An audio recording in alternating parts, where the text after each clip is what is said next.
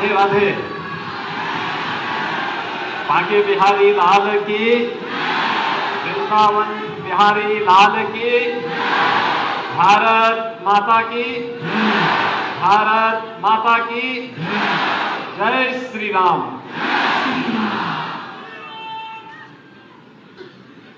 पूज्य संत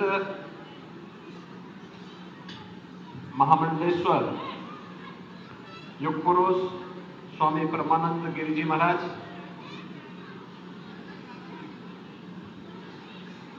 देश के जुझारू और यशस्वी रक्षा मंत्री आदरणीय श्री राजनाथ सिंह जी, केंद्रीय मंत्री माननीय साध्वी निरंजन ज्योति जी,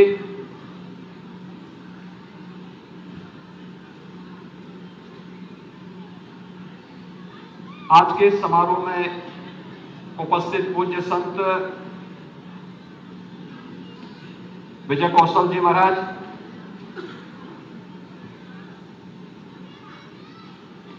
गीता मनीषी पूज्य संत स्वामी ज्ञानानंद जी महाराज,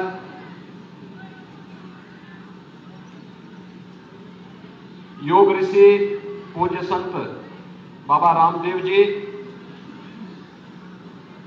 सम्मान्य आचार्य बालकृष्ण जी,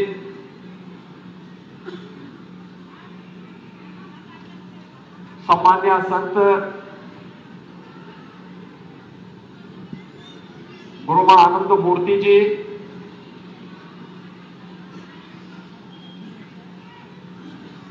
पूज्य संतजन सम्मान्य दिनेश जी, हमारे विश्व हिंदू परिषद के अध्यक्ष सम्मान्य श्री आलोक कुमार जी, और जिनके निमित्त इस समारोह में हम सबको भागीदार होने का सौभाग्य प्राप्त हुआ है, ऐसे दीदी मां परम सम्मान्य साध्वी रितंबरा जी,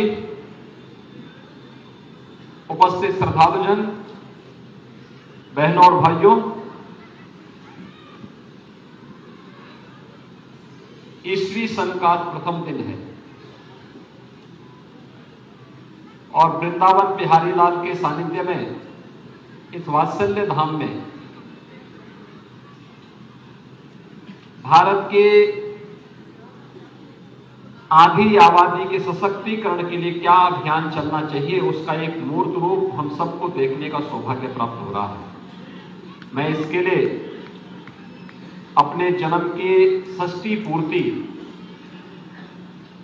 और इस वात्सल्य धाम की परिकल्पना को एक अभिनव प्रयोग के रूप में मूर्त रूप प्रदान करने के लिए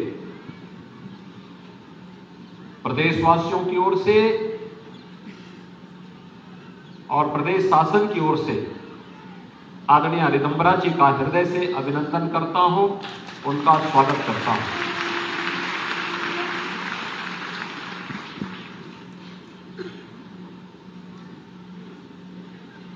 देश की आधी आबादी एक लंबे समय तक गुलामी कालखंड के उन रूढ़िगत विचारों और कुप्रथाओं का शिकार रही है। अलग अलग क्षेत्रों में प्रयास हुए,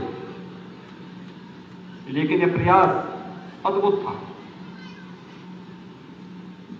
एक तरफ आदरणीय रितंबरा जी का षष्ठी पूर्ति का इस समारोह और दूसरी ओर वात्सल्य ग्राम की रजत जयंती का वर्ष अभी विगत वर्ष ही संपन्न हुआ है, स्थापना का। और आज एक नया कार्यक्रम का शुभारंभ भी यहां हो रहा है। वात्सल्य धाम में बालिकाओं के सैनिक स्कूल का शुभारंभ भी हो रहा है और माननीय रक्षा मंत्री जी के कर कमलों से भी उसका उद्घाटन पूज्य संत महामंडलेश्वर पूज्य स्वामी परमानंद गिरि जी महाराज के कर कमलों से, माननीय रक्षा मंत्री जी के सानिध्य में आज यहां पर संपन्न हुआ है। भारत की मिशन शक्ति का एक अद्भुत उदाहरण हम सबके सामने प्रस्तुत हो रहा है। समाज को अगर सशक्त होना है, समर्थ होना है, तो नारी शक्ति की सुरक्षा, उनके सम्मान और उनके स्वावलंबन के बगैर कार्य संभव नहीं हो सकता। इसके लिए हम सबको जुटना पड़ेगा। समाज को अपनी रूढ़िगत मानसिकता से उबरना पड़ेगा। और मैं इस बात के लिए आदरणीय रक्षा मंत्री जी को और आदरणीय प्रधानमंत्री जी का हृदय से आभार व्यक्त करता हूं कि सैनिक स्कूलों में बालिकाओं का प्रवेश हो, इसकी उन्होंने अनुमति दी। क्योंकि भाइयों बहनों, देश के अंदर सैनिक स्कूलों की परंपरा ये उत्तर प्रदेश ने 1960 में प्रारंभ की थी, जब डॉक्टर संपूर्णानंद जी उत्तर प्रदेश के मुख्यमंत्री थे। और डॉक्टर संपूर्णानंद जी ने पहला सैनिक स्कूल देश का उत्तर प्रदेश की राजधानी लखनऊ में स्थापित किया। मुझे 2017 में लखनऊ के सैनिक स्कूल में जाने का अवसर प्राप्त हुआ था, क्योंकि उसकी जो समिति होती है उसका चेयरमैन मुख्यमंत्री होता है। इस नाते में वहां गया था और उस समय मैंने वहां पूछा था, मैंने कहा यहां पे क्या बालिकाओं का प्रवेश है? उन्होंने कहा नहीं। तो मैंने कहा अगले सत्र से एक बैच बालिकाओं का इसमें प्रवेश हो। और 2018 में हम लोगों ने इस कार्यक्रम को वहां प्रारंभ किया। दूसरा, सैनिक स्कूल लखनऊ को इस बात का भी सौभाग्य प्राप्त हुआ कि देश के सेना का सर्वोच्च मेडल परमवीर चक्र लखनऊ सैनिक स्कूल के ही एक छात्र को प्राप्त हुआ, कैप्टन मनोज पांडे को, जिन्होंने कारगिल के युद्ध में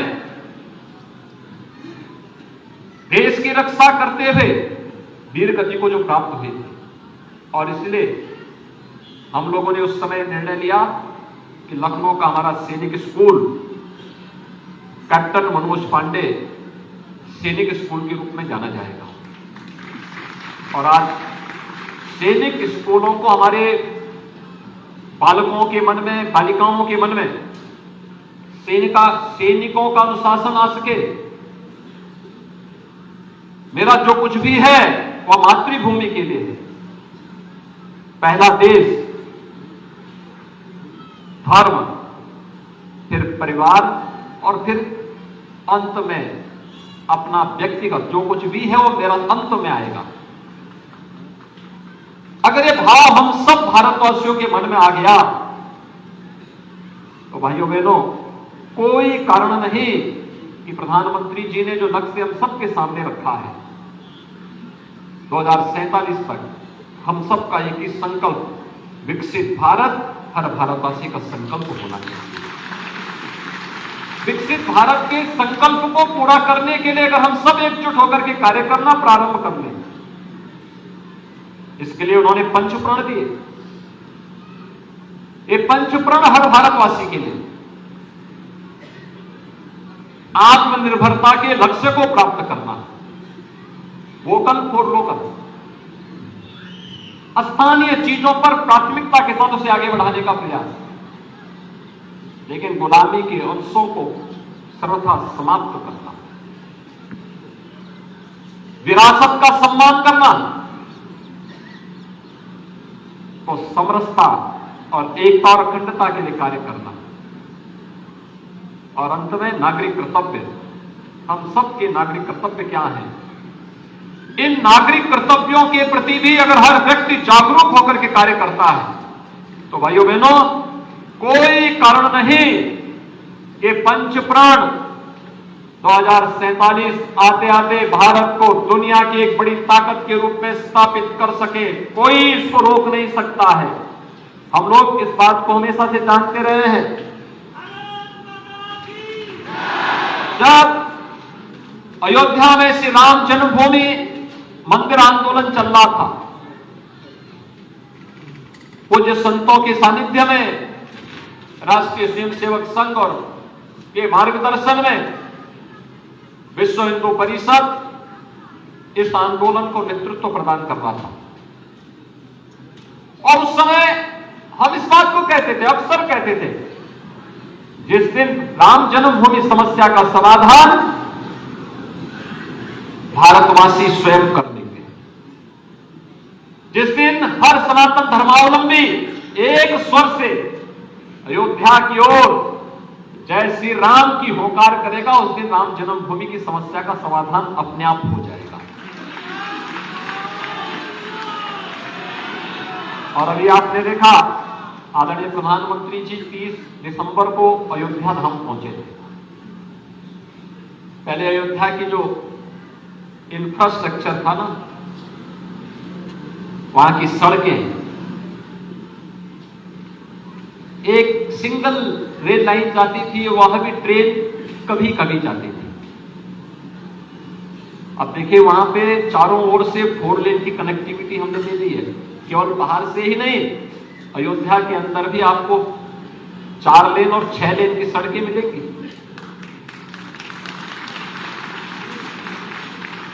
बाईस जनवरी के बाद जाकर के थोड़ा अयोध्या धाम को देखिए, आपको त्रेता युग याद आ जाएगा।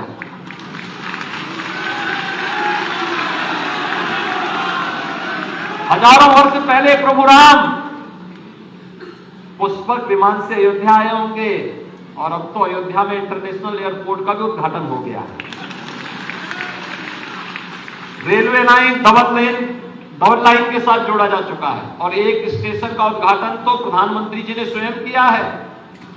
और अब तो अयोध्या और उसके आसपास 5-6 नए स्टेशनों का विकास किया जा रहा है।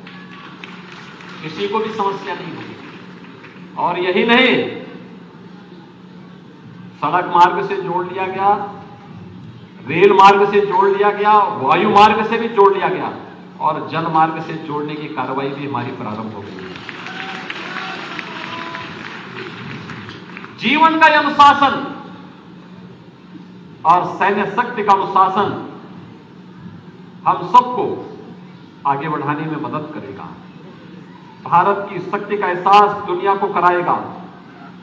एक स्वर में जब 140 करोड़ भारतवासी भारत के आन मान और शान की रक्षा का कार्य अपने हाथों में लेकर के इस अभियान के साथ जुड़ेंगे, कृतज्ञ भाव के साथ, नेशन फर्स्ट के इस भाव के साथ जुड़ेंगे, दुनिया की कोई ताकत आपको झुका नहीं सकती है, कोई झुका नहीं सकती, कोई आपका मार्ग नहीं रोक सकती है।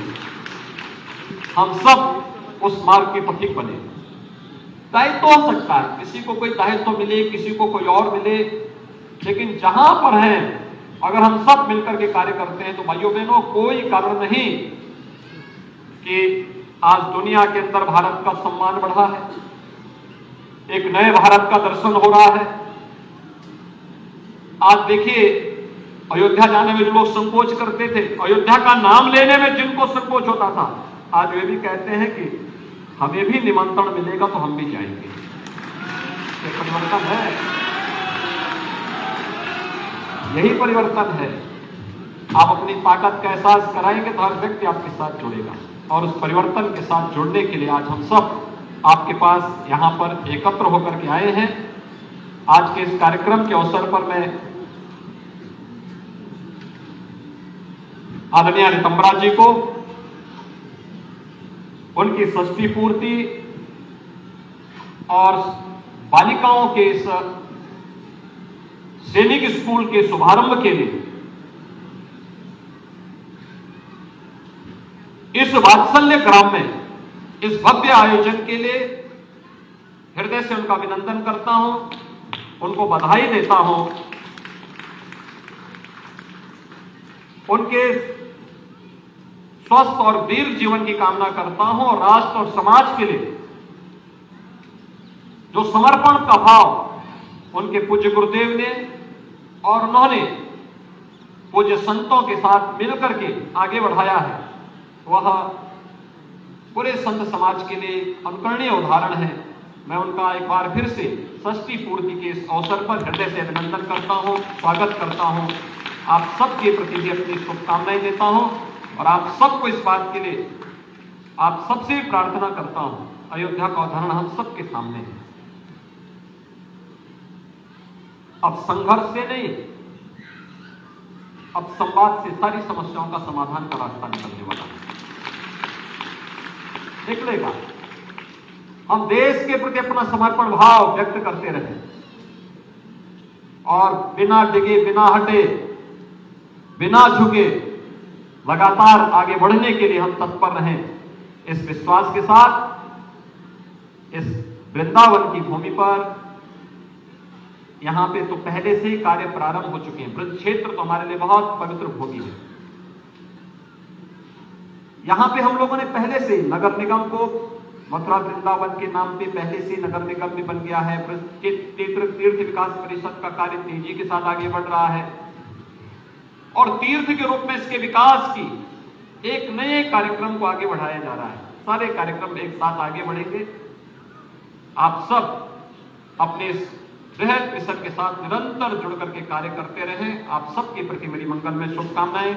ओम शांति शांति शांति।